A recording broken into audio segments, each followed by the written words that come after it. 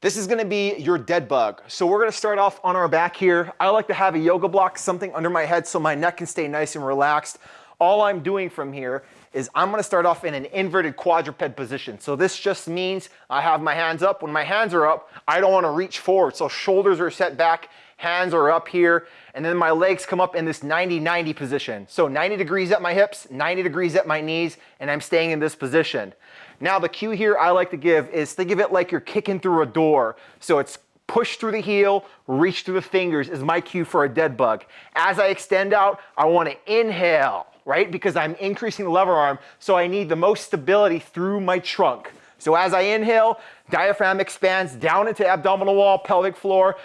Diaphragm also pushes against my spine to create rigidity and stability against my spine. So as I inhale, nice and long, no daylight under my low back, and then exhale, drive up, and then alternate. Nice and long with each rep.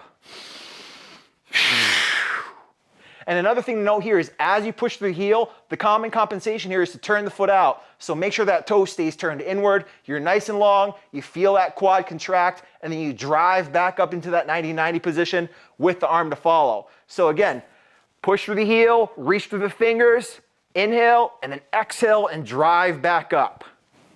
And that's gonna be your dead bug.